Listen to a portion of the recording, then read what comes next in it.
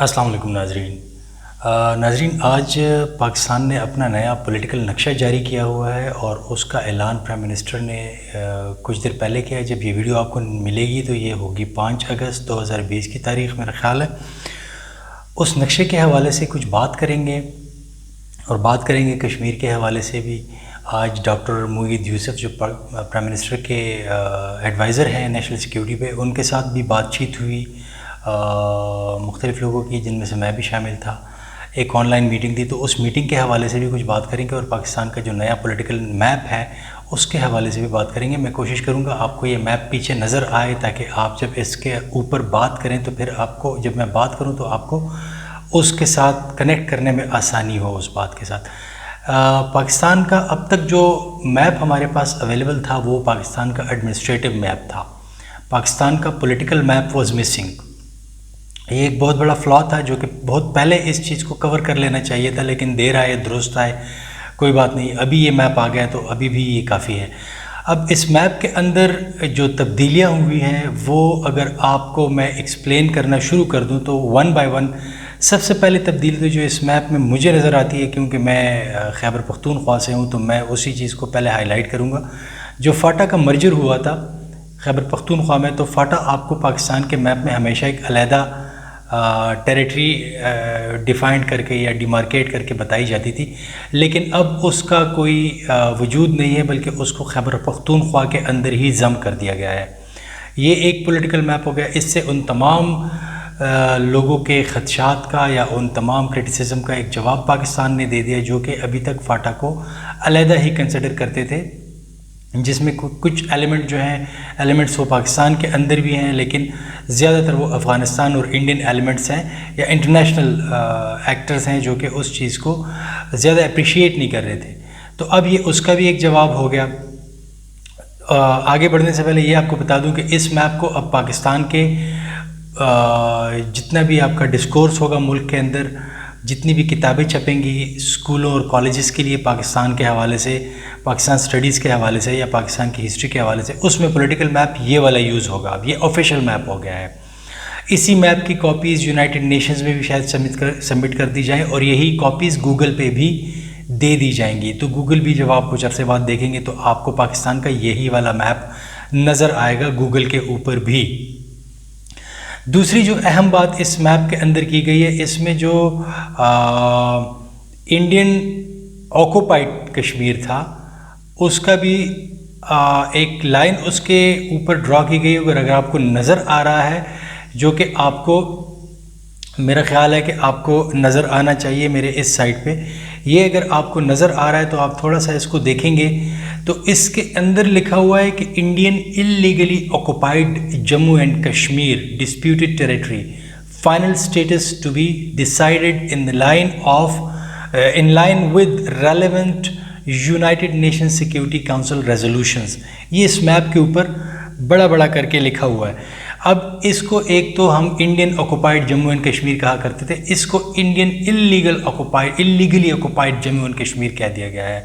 اس کا ایک بہت بڑا سمبولک مطلب ہے، اور وہ یہ ہے کہ جب بھی کوئی اس کو پڑھے گا تو اس کو یہ اللیگل کا ورڈ جب نظر آئے گا تو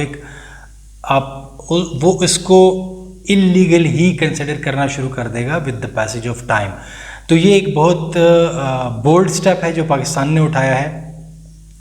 پھر اس کے اندر آ کے آپ کو سر کریک کے ایریاز جو ہیں وہ بھی آپ کو نیچے نظر آتے ہیں۔ جو آپ کو سر کریک نظر آ رہا ہے اس کی بارڈر کو ڈیفائن کر دیا گیا ہے، یہ انٹرنیشنل بارڈر ہے۔ جو آپ کو یلو اور بلیک ڈاٹڈ آپ کو نظر آ رہا ہے یہ انٹرنیشنل بارڈر ہے، اس کو ڈیفائن کر دیا گیا ہے۔ اور ایک مزے کی بات یہ ہے کہ جو جوناگڑھ اور مناودار جو سٹیٹ ہے اس کو بھی انڈین ٹیریٹری کے اندر ہی ہے، جو کہ انہوں نے اس وقت اللیگلی آکوپائی کر لیا تھا۔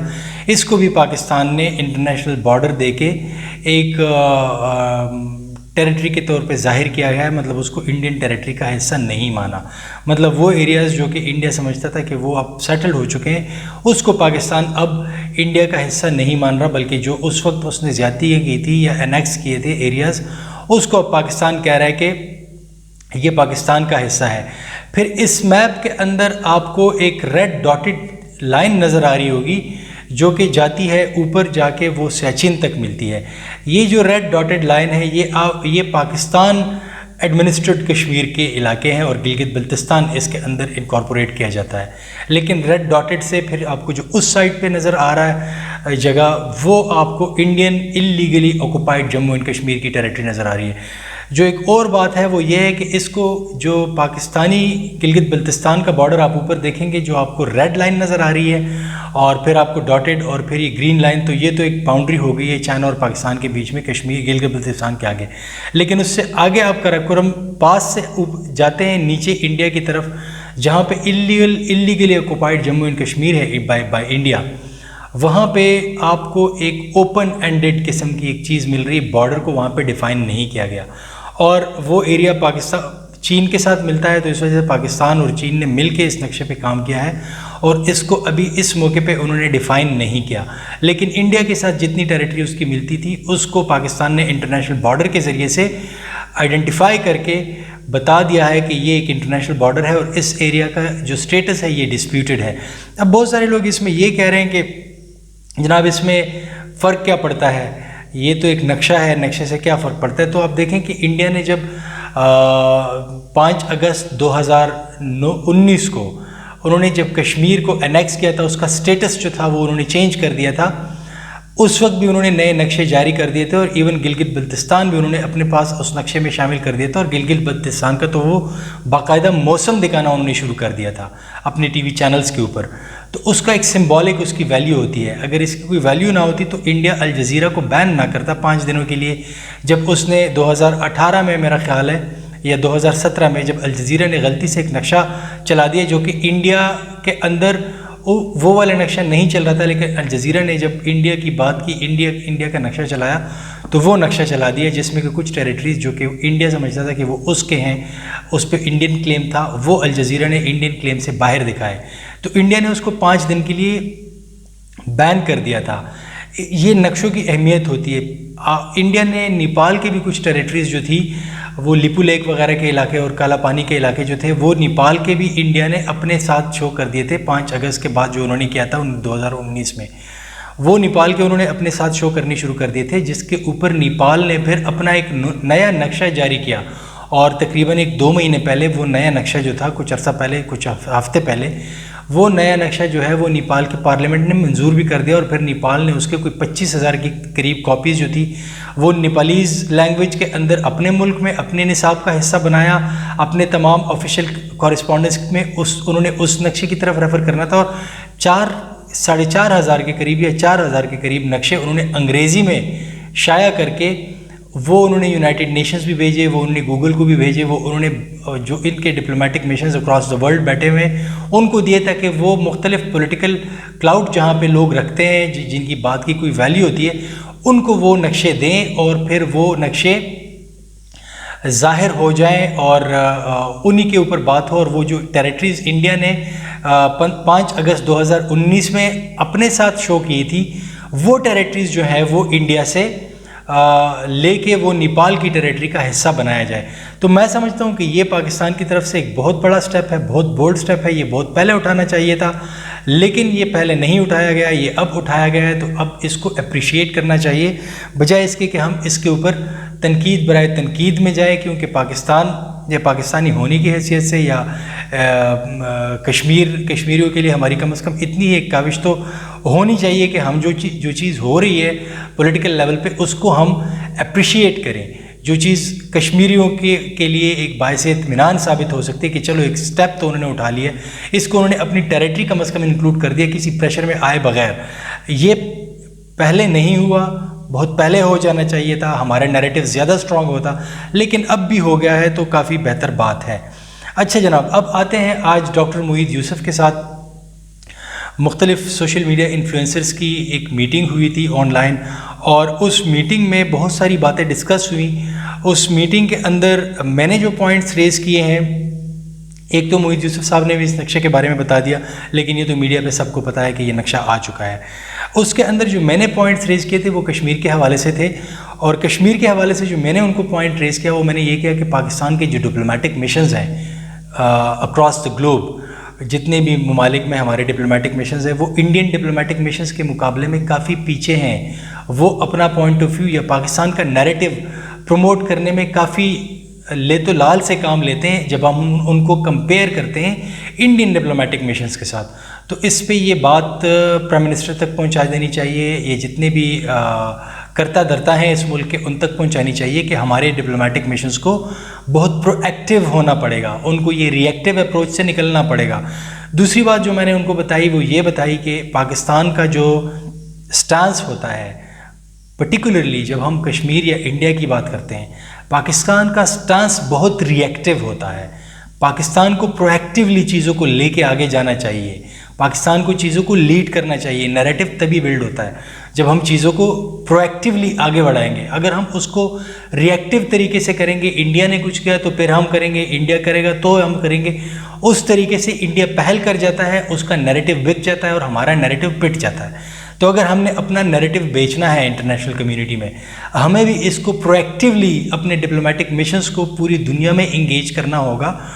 وہ ڈپلومیٹک مشنز باقاعدہ فارن منسٹری کو, منسٹری آف فارن افیئرز جو ہماری ہے اس کو باقاعدہ منتھلی اپنی رپورٹ سبمٹ کریں یا فورٹ نائٹلی اپنی رپورٹ سبمٹ کریں کہ انہوں نے کشمیر کے موضوع پہ اپنے ان ممالک میں جہاں پہ وہ جن کو ہم ہوسٹ ممالک کہتے ہیں, ہوسٹ ممالک میں کیا کیا کام کیا انہوں نے, کن کن لوگوں کے ساتھ انہوں نے ڈائلاگ کیا, کون سے انہوں نے فنکشنز ارینج کیے, کمیونٹی میں کہاں تک ان کی ریچ ہوئی, اور پھر کیسے انہوں نے ان ہوسٹ ممالک کی پولیٹیکل ایڈمنسٹریشن کو اپنے ساتھ انگیج کیا, ان تک اپنی بات پہنچائی.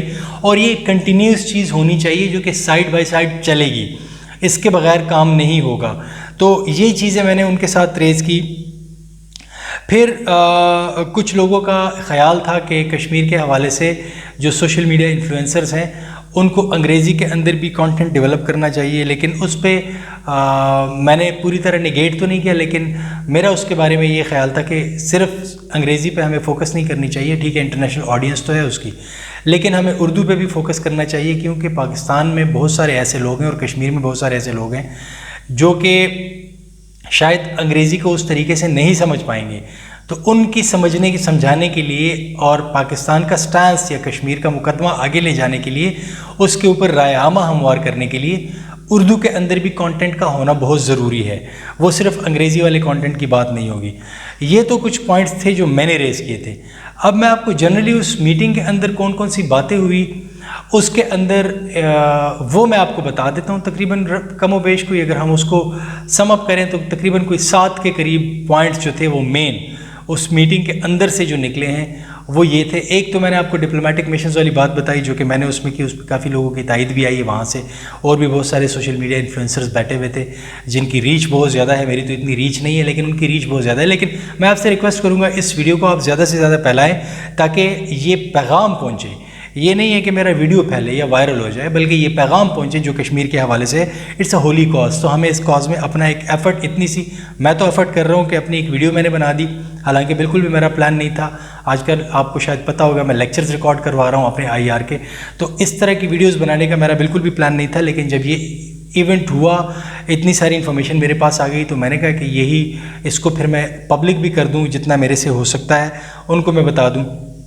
تو انہوں نے کہا کہ کشمیر ڈیسک جو ہے وہ پاکستان کے تمام ڈپلومیٹک مشنز میں ایک بات پھر یہ آئی, تمام ڈپلومیٹک مشنز میں کشمیر ڈیسک کا ہونا ضروری ہے جو کہ کشمیر کاز کے لیے 24/7 اپنی جو ہے وہ ایفرٹس کرتی رہے اور اس پہ کبھی بھی اس سے غفلت نہ ہو, اور وہ رپورٹ کریں اپنے ممالک فارن منسٹری کو, رپورٹ کرے کہ انہوں نے اس مہینے میں کتنی میٹنگز کرائی ہیں, کتنے انہوں نے فنکشنز سیمینار ارینج کرائے ہیں, کتنے انہوں نے ریسیپشنز دیے ہیں پاکستان کی ایمبیسیز میں آل اوور دا ورلڈ, جس میں انہوں نے لوگوں کو مدعو کرایا ہے اور اس میں انہوں نے یہ کشمیر کے حوالے سے باتیں کی ہیں.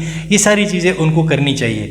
دوسری بات جو یہ آئی ہے کہ گورنمنٹ آف پاکستان کو انگریزی کے نیوز چینلز کو لانچ کرنا چاہیے جو کہ کشمیر کا نیریٹو بڑے اچھے طریقے سے بیان کرے, جو کہ ایک انڈس نیوز ہے اور ایک ہمارے پاس PTV کا ایک انگریزی چینل چل رہا ہے, لیکن اس پہ بھی کشمیر کی کوئی خاطر خواہ بات نہیں ہوتی.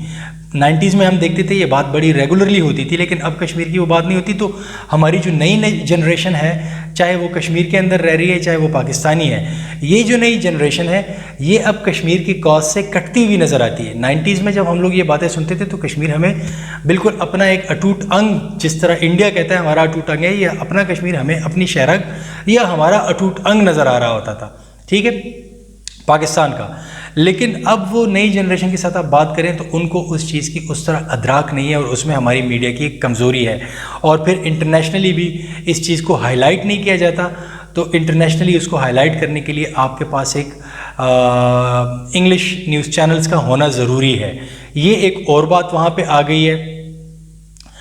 پھر اس کے حوالے سے ڈیجیٹل میڈیا کے جو پلیٹ فارمز ہیں، جیسے کہ آپ کے پاس ٹویٹر ہے، آپ کے پاس یہ فیس بک، واٹس ایپ، یہ آپ کے پاس یوٹیوب وغیرہ ہے، اس پہ اس کی کچھ پالیسیز ہونی چاہیے. اور کشمیر کے حوالے سے بہت زیادہ پرابلم ہوتی ہے. آپ کو نظر آ رہا ہوگا میں نے اپنی اس ویڈیو کے ٹائٹل کے اندر بھی کشمیر کا ذکر نہیں کیا، نام نہیں دیا، کیونکہ اس کے اوپر سٹرائکس آ جاتی ہیں انڈیا سے، اور پھر وہ اس طرح کے کانٹینٹ کو سوشل میڈیا سے ڈیلیٹ کر دیتے ہیں یا اکاؤنٹس کو بلاک کر دیتے ہیں. تو اس وجہ سے پاکستانی بلاگرز کو یا ویلاگرز کو بہت پرابلمز ہوتی ہیں. تو اس پہ پاکستان کی اپنی ایک پالیسی بھی ہونی چاہیے. وہ ان سوشل میڈیا پلیٹ فارمز کے ساتھ زیادہ قریب جائیں، ان کے آفیسز کو پاکستان کے اندر لے کے آئے، تاکہ پاکستانی ویلاگرز یا بلاگرز کو یہ والے ایشوز نہ ہو کہ اگر وہ سوشل میڈیا کے کسی پلیٹ فارم پہ کشمیر کا ذکر کریں تو ان کی پوسٹ کو ڈیلیٹ کر دیا جائے یا ان کے اکاؤنٹس کو بلاک کر دیا جائے، جن کے لاکھوں کے اندر فالوورز ہوتے ہیں، اور پھر ان کو نئے سرے سے محنت کرنی پڑتی ہے، پھر ان فالوورز کو واپس لے کے آنا پڑتا ہے، جو کہ ایک بہت ہی زیادہ ٹائم کنزیومنگ مرحلہ ہوتا ہے. اور ہر ایک بندہ ایک دفعہ جب اکاؤنٹ بلاک ہو جاتا ہے تو ہر ایک بندہ نئے اکاؤنٹ کھولنے کی پھر ہمت نہیں کرتا، کیونکہ ایک بہت ہی زیادہ تھکا دینے والا ایک مرحلہ ہوتا ہے لوگوں کے ساتھ کنیکٹ کرنا. پھر ایک اور سجیشن اس میں یہ آئی کہ پاکستان کو اپنا سوشل میڈیا پلیٹ فارم جو ہے وہ ڈیولپ کرنے چاہیے، ویڈیو شیئرنگ نیٹ ورکس اپنے لے کے آنے چاہیے، یا جس طرح فیس بک ہے اس طرح پاکستان کے پاس اپنے کچھ سوشل نیٹ ورکس ہونے چاہیے سوشل میڈیا کے، کہ اگر انٹرنیشنل نیٹ ورکس پہ کشمیر کے ایشوز کو ہائی لائٹ نہیں کیا جاتا تو یہی پاکستانی ویلاگرز یا بلاگرز جو ہیں یہ پاکستانی نیٹ ورکس کا استعمال کرتے ہوئے کھل کے کشمیر کے حوالے سے بات کریں، اور ان کو یہ ڈر نہ ہو کہ کشمیر کے اوپر وہ بات کریں گے تو ان کی ویڈیوز ڈیلیٹ ہو جائیں گی، ان کے پوسٹ ڈیلیٹ ہو جائیں گے، ان کے اکاؤنٹس بلاک ہو جائیں گے. یہ ان کے پاس ایک، اور اس کی بھی ایک تائید آئی، لیکن یہ تو ایک پیرالل ہونا چاہیے یہ چیزیں ہمارے پاس. لیکن جو بڑے بڑے پلیٹ فارمز ہیں جس کی ریچ پوری دنیا میں ہے، وہ آپ کے پاس، آپ کو پتہ ہے یوٹیوب ہے، وہ آپ کے پاس فیس بک ہے، وہ آپ کے پاس ٹویٹر ہے. ان تمام پلیٹ فارمز جتنے بھی یہ نیٹ ورکس ہیں ان کے آفیسز پاکستان کے اندر، ریجنل آفیسز ان کے ہونے چاہیے، کنٹری آفیسز ہونے چاہیے، تاکہ ہم اپنی جو بھی بات ہوگی وہ ہم ان کو اسلام آباد، کراچی، لاہور یا پشاور میں کنوے کر سکیں، اور پھر یہ ہمارے ایشوز کو ایڈریس کرے. کیونکہ ابھی جو ہمارے پاس ان کے آفیسز ہیں وہ انڈیا کے اندر موجود ہیں، وہ پاکستان کے اندر نہیں ہے، اور وہی آفیسز پاکستان کو بھی ڈیل کر رہے ہیں. تو پھر ایک پرابلم وہاں سے آ جاتی ہے. ایک اور یہ بات آ گئی کہ جو سوشل میڈیا انفلوئنسرز ہیں یا یوٹیوبرز ہیں ان کو لائن آف کنٹرول کا ایک وزٹ کرایا جائے، تاکہ یہ لائن آف کنٹرول پہ جا کے دیکھ سکے ایکچولی کہ ہو کیا رہا ہے، اور پھر یہ واپس آ کے اپنے آڈینس کو انفارم کریں. تو یہ بہتر طریقے سے انفارم کر پائیں گے، کیونکہ جب یہ لائن آف کنٹرول انہوں نے وزٹ نہیں کیا ہوگا تو یہ ہوائی خلائی باتیں کر رہے ہوں گے اور ان کو سمجھ نہیں آ رہی ہوگی کہ یہ کیا کہہ رہے ہیں. لیکن جب یہ ایک دو دفعہ جائیں گے وہاں پہ، ایک سپروائزڈ قسم کے وزٹس ان کے ہو جائیں گے، ISPR کروائے یا کوئی بھی کروائے، تو پھر اس کے بعد ان کو اچھی خاصی بریفنگ بھی مل جائے گی وہاں پہ. آفیشیلی جو ہمارا سٹانس ہے، جو ان کے ذہنوں میں سوالات ہیں وہ بھی ہو جائیں گے. یہ لائن آف کنٹرول کو دیکھ کے بھی آ جائیں گے، فوجیوں سے بھی وہاں پہ باتیں کر لیں گے. اس کے بعد ان کا اپنا کانسیپٹ اتنا کلیئر ہوگا کہ یہ آ کے اپنے آڈینس کو بہتر طریقے سے یہ میسج کنوے کر پائیں گے. تو یہ ایک بہت ہی اچھی سجیشن ہے. میں سمجھتا ہوں اس کے حوالے سے حکومت کو بڑا سیریسلی سوچنا چاہیے، اور یہ اتنا کوئی خرچہ نہیں ہے. آپ کے زیادہ سے زیادہ پاکستان کے اندر کوئی 100 کے قریب سوشل میڈیا انفلوئنسرز ہوں گے. آپ ان کو اٹھا کے لے جائیں، لائن آف کنٹرول دکھائیں، 1 یا 2 دن آپ ان کو وہاں پہ رکھیں، لائن آف کنٹرول دکھائیں، پورا ایک سپروائزڈ قسم کا ان کا ایک وزٹ کرائیں، پوری ان کو بریفنگ دیں تاکہ وہ خود کلیئر ہو جائیں. تیسری بات یہ آئی ہے کہ حکومت کو سوشل میڈیا پلیٹ فارمز یا سوشل میڈیا پہ کانٹینٹ ڈیولپ کرنے والے جو لوگ ہیں ان کے ساتھ ریگولرلی اپنی انٹریکشن کرنی چاہیے، تاکہ ان کو وہ خبریں فرسٹ ہینڈ ملے بجائے اس کے کہ وہ اخبارات دیکھیں، وہ انٹرنیشنل میڈیا آؤٹلیٹس دیکھ کے وہاں سے خبریں اٹھا کے پھر اس کے اوپر اپنے ویلاگز بنائیں، اس کی انٹرپریٹیشن اور ری انٹرپریٹیشن کرے. اس سے بہتر یہ ہے کہ ان کو direct access first hand information تک ملے، اور حکومت ان کو بھی اسی طرح انگیج کرے جیسے اس نے باقی جرنلسٹ کو کیا ہوا ہے. تو پھر یہ ویلاگرز جو ہیں یہ اچھے طریقے سے اپنے آڈینس کو انفارم کر سکیں گے، اور اس سے امپیکٹ بڑے پیمانے پہ جو ہے وہ آئے گا. پھر حکومت کو ایک ڈیجیٹل پالیسی یا ڈیجیٹل میڈیا کے حوالے سے پالیسی لے کے آنی چاہیے کہ اگر جیسے کہ پچھلے دنوں سپریم کورٹ کے ایک ریمارکس آئے تھے کہ اگر سوشل میڈیا کو آپ قابو نہیں کر سکتے تو کیا اس کو پھر ہم بند کر لیں، جس پہ بہت بڑا واویلا ہوا تھا. اب یہ وہ دور نہیں ہے کہ آپ سوشل میڈیا کو بند کریں گے، آپ یوٹیوب کو بند کریں گے.